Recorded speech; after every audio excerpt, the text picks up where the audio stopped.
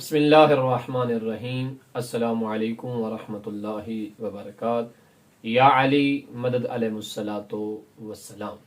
سلسلہ گفتگو نور جناب سیدہ زہرا سلام اللہ علیہ کی فضیلت پہ جاری و ساری تھا، اور آج اس کی تیسری قسط اور دوسری فضیلت ہے۔ دوسری فضیلت نور جناب زہرا سلام اللہ علیہ و صلوات اللہ علیہ کی یہ ہے، روایت میں ہے کہ نبی کریم صلی اللہ علیہ وآلہ وسلم نے ارشاد فرمایا کہ لما خلق اللہ الجنہ خلقہا من نور وجہہ، کہ پروردگار نے اپنے نور سے جنت کو خلق فرمایا، اور پھر فرمایا ثم اخذ ذلک النور، اس کے بعد اس نور کو اپنی قدرت کے ذریعے سے اس طرح سے پھینکا کہ وہ نور میں محمد صلی اللہ علیہ وآلہ وسلم تک پہنچا، اس نور کا تیسرا حصہ، اور اسی نور کا تیسرا حصہ جناب حضرت علی علیہ السلام تک پہنچا، اسی نور الہی کا تیسرا حصہ جناب سیدہ زہرا سلام اللہ علیہ و صلوات اللہ علیہ تک پہنچا۔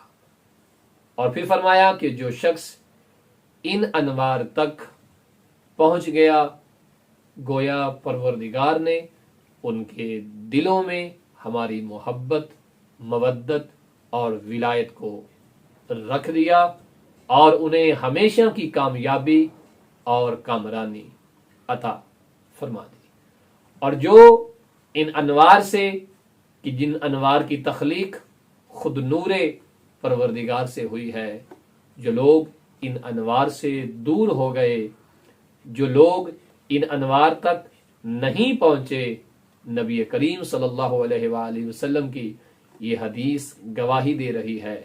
کہ ان لوگوں کو پھر ہمیشہ کی گمراہی میں ڈال دیا گیا ہے، وہ ہمیشہ گمراہ رہیں گے۔ نجات اور ہدایت انہی لوگوں کا مقدر بنے گی کہ جو لوگ ان انوار تک پہنچیں گے۔ اور قابل غور بات یہ ہے کہ نور الہی کا ایک حصہ جو نبی کریم تک پہنچا ہے، وہی حصہ مولا علی تک پہنچا ہے، وہی حصہ جناب زہرا سلام اللہ علیہ و صلوات اللہ علیہ تک پہنچا ہے۔ لہذا انسان کی ہدایت کے لیے ان تین انوار تک پہنچنا ضروری ہوگا۔ اگر ان میں سے کسی ایک کی مودت ہو اور باقیوں سے انسان دور ہو تو نجات ممکن نہیں ہے۔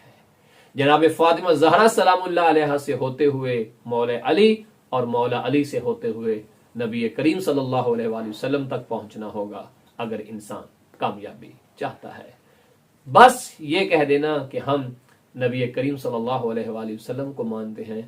تو یہ حدیث بتا رہی ہے کہ یہ نہ کافی ہوگا۔ یہ دوسری فضیلت ہے نور جناب زہرا سلام اللہ علیہ کی، کہ آپ کا نور نور خدا سے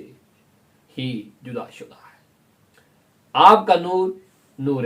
خدا سے بنا ہے، آپ کے وجود کی تخلیق، آپ کے نور کی تخلیق نور خدا ہے۔ وصلی اللہ علی محمد وآلہ